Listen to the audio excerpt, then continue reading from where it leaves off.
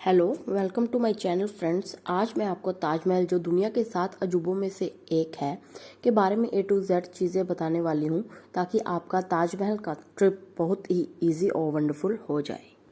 सबसे important point ये है कि ताजमहल वीक के 6 डेज खुला रहता है, लेकिन सिर्फ शुक्रवार के दिन ही बंद रहता है, क्योंकि शुक्रवार के दिन लोग वहाँ नमाज पढ़ने के लिए जाते हैं। ताजमहल घूमने का समय: सूर्योदय से सूर्यास्त तक ताजमहल घूम सकते हैं, और ताजमहल की टिकट सूर्योदय के 30 मिनट्स पहले मिलना शुरू हो जाती है और सूर्यास्त के 45 मिनट पहले मिलना बंद हो जाती है। बाकी जो गूगल पे ताजमहल की टाइमिंग्स दी गई हैं वो 7 AM to 5 PM है, और जैसा कि यह बताया गया है कि सूर्योदय सूर्यास्त तक आप ताजमहल घूम सकते हैं। तो जिस भी दिन आपने विज़िट करना है, जिस भी मंथ में आपने विज़िट करना है, आप गूगल पे ये चेक करके जा सकते हैं कि सनराइज़ का टाइम क्या है। इससे आपको थोड़ा आइडिया हो जाएगा।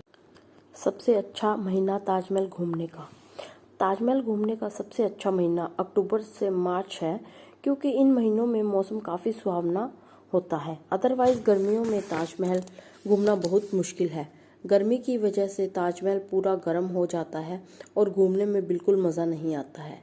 इसलिए आप ऐसा दिन चुनें, ना ही ज़्यादा गर्मी हो और ना ही ज़्यादा ठंड हो।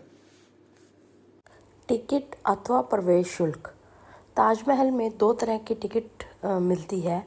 एक होती है जो प्रवेश द्वार से एंटर करने के लिए, और एक होती है जो वहाँ पे जो मुख्य मकबरा बना है उसके अंदर घूमने के लिए। और 3 तरह के लोगों को ये टिकट प्रोवाइड की जाती है। एक तो है, इसके जो प्राइजेज़ हैं वो इस आधार पर हैं। एक तो है भारतीय पर्यटक, एक है विदेशी पर्यटक, और एक आते हैं सार्क देशों के पर्यटक। तो इन तीनों के अलग अलग प्राइजेज़ हैं। जैसे जो भारतीय पर्यटक है उनकी जो नॉर्मल टिकट है, एंट्री टिकट, वो 50 रुपीज़ है, और जो मेन मकबरे तक अगर जाना चाहते हो तो फिर 200 रुपीज़ एक्स्ट्रा लगते हैं, तो टोटल हो गए 250। ऐसे ही जो विदेशी पर्यटक है उनके जो लगते हैं 1100 रुपये लगते हैं एंट्री फ़ीस, और 200 रुपीज़ मकबरे के लिए, तो टोटल हो गए 1300। और अगर हम सार्क देशों के पर्यटकों की बात करें तो उनके 500 रुपीज़ जो है वो एंट्री के हैं, और मुख्य मकबरे की टिकट जो है 200 रुपये है, तो टोटल होगी 700 रुपीज़। और इसके अंदर सबसे ख़ास बात यह है कि जो 15 साल से छोटे बच्चे हैं उनकी टिकट नहीं लगती है। और टिकट खरीदने के लिए आपको एक बात का ख़ास ध्यान रखना है कि आपको अपने आई कार्ड्स लेके जाने हैं। इवन कि अगर कोई छोटा बच्चा है तो उसका भी आई कार्ड लेके जाना है, और ख़ुद का तो लेके ही जाना है। और एक और चीज़ है इम्पोर्टेंट, अगर आप मुख्य मकबरे को नहीं देखना चाहते या उसकी टिकट नहीं अफोर्ड कर सकते, तो आप सिर्फ एंट्री टिकट भी ले सकते हैं, जो कि 50 रुपीज़ की है भारतीय पर्यटकों के लिए। और आप मकबरे के जो नीचे वाला एरिया है वहाँ पे घूम सकते हैं। वहाँ से आप आराम से फ़ोटोज़ खींच सकते हैं ताजमहल के आगे, और ताजमहल को पूरी तरह से बाहर से देख सकते हैं। टिकट कहाँ से खरीदें? ताजमहल की जो टिकट है उसको आप काउंटर पे जाकर और ऑनलाइन दोनों माध्यमों से बुक कर सकते हैं। लेकिन अगर आप जैसे काउंटर पे जाके बुक करवाते हैं टिकट और वहाँ पे बहुत लंबी लाइन लगी हुई है, तो आपके पास उसी टाइम एक और ऑप्शन होता है। वहाँ पे एक बोर्ड पे QR का कोड छपा होता है, तो आप उसको स्कैन करके तुरंत अपनी जो टिकट है उसको बुक कर सकते हैं।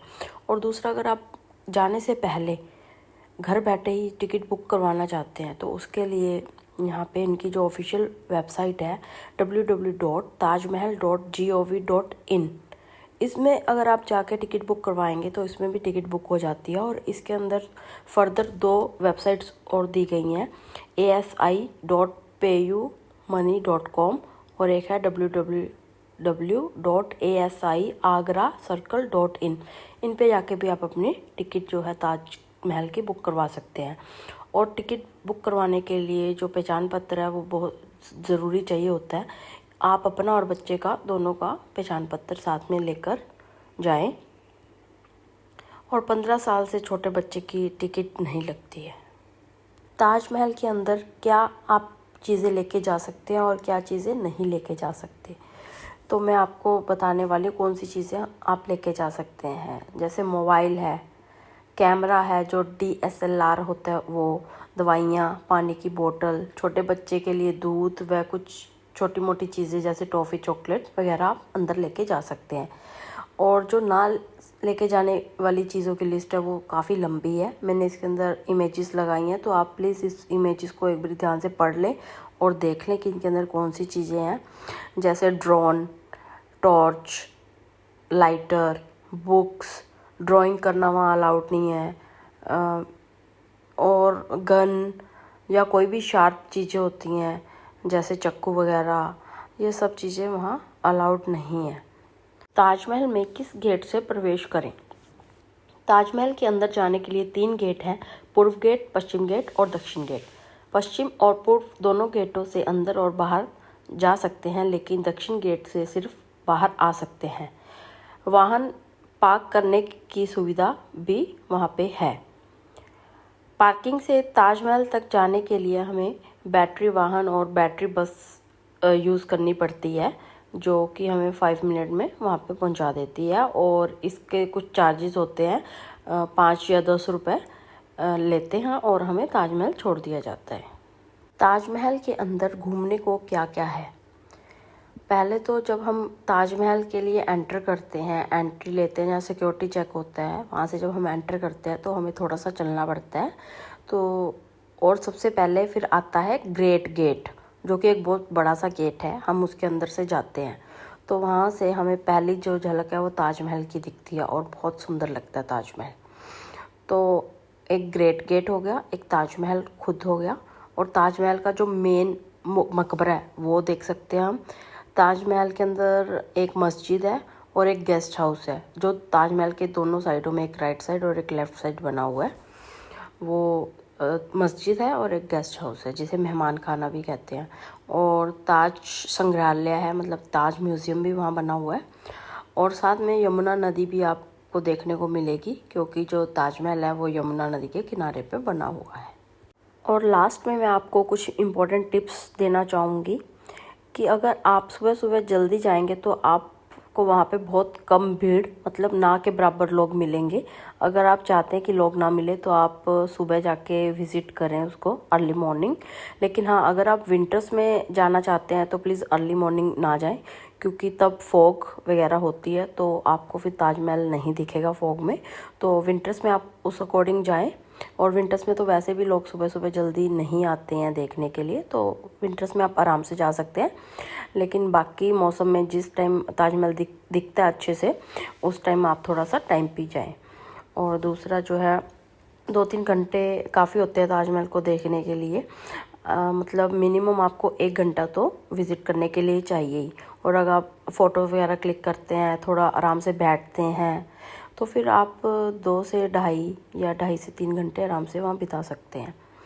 और अगर आप बस स्टैंड से सीधा ताजमहल देखने के लिए आ रहे हैं और आपके पास बहुत सारा सामान भी है, तो आप इस बात की बिल्कुल टेंशन ना लें कि सामान का क्या होगा। क्योंकि सामान तो जो है, अगर जैसे आपके पास कोई पिट्ठू बैग वगैरह है, हैवी बैग है, तो वो सब अंदर नहीं ले जा सकते हो आप। हाँ, लेकिन आपके पास कैश है तो आप लेके जा सकते हो। कोई इंपॉर्टेंट चीज़ है जो आप बाहर नहीं रख सकते हो, आप लेके जा सकते हो। लेकिन जैसे कुछ बैग्स हैं हैवी, तो आप नहीं लेके जा सकते हो। तो उसके लिए क्लॉक रूम है, जहाँ पे आप अपना सामान जमा करा सकते हो और फिर आप ताजमहल देख सकते हो। और एक चीज़ है कि जब हम ताजमहल में एंटर करते हैं, तो जब हम एंटर करते हैं तब तो हमें शू कवर नहीं लगाना होता। लेकिन हाँ, जब हम मेन जो मुख्य मकबरा है उसके अंदर जब हमें जाना होता है, तो क्योंकि वो वाइट मार्बल का बना है, तो अगर सब शूज़ लेके वहाँ जाएंगे तो सारा जो है मार्बल काला हो जाएगा। तो उसको साफ़ रखने के लिए, उसकी प्रोटेक्शन के लिए एक शू कवर आपको ताजमहल के बाहर ही मिल जाएगा, जो 10 रुपये तो कम से कम लेता ही है। छोटी सी वो होते हैं, कागज़ से होते हैं, जो हमारे शूज़ के ऊपर चढ़ जाते हैं। तो बस जब वो मुख्य मकबरे में जाएंगे तो हमें वो पहन के जाना होगा, कागज वो जो कवर है शू। और अगर आप नहीं लिया, आपने शू कवर या आप नहीं लेना चाहते, तो आप मुख्य मकबरे में जाने से पहले अपने शूज़ नीचे रिमूव करके भी जा सकते हैं, नंगे पैर भी जा सकते हैं। और जो है, कोशिश करें कि मौसम देख के ही ताजमहल घूमने की प्लानिंग बनाएं, क्योंकि अगर वेदर अच्छा होगा तो आपको ताजमहल में घूमना भी अच्छा लगेगा। और जो लास्ट टिप है वो ये है कि वहाँ पे जब आप टिकट काउंटर वगैरह पे जाते हो टिकट लेने या ताजमहल में एंटर करने वाले होते हैं, तो आपको बहुत सारे लोग होंगे जो आपके ऊपर ऊपर चढ़ेंगे। जैसे कोई बोलेगा ये सामान ले लो, वो ले लो, उन लोगों को अवॉइड करना। और कुछ ऐसे गाइड मिलेंगे जो कि गाइड नहीं होते, लोकल ऐसे ही लोग होते हैं जो गाइड बन के वहाँ पे आपको फंसाने की कोशिश करते हैं। तो आप कोशिश करना सिर्फ जो गवर्नमेंट के गाइड हैं उन्हीं को, अगर आप करना चाहते हो गाइड, तो जो गवर्नमेंट के गाइड हैं उन्हीं को करना। और उसको चेक करने के लिए आप उनकी गवर्नमेंट आईडी जो है, जो प्रोवाइड की जाती है गवर्नमेंट की तरफ से, वो ज़रूर चेक करना, उसके बाद ही उनके साथ जाना। Okay, thanks for watching. Please like, share and subscribe my channel. Hope for the best journey, friends.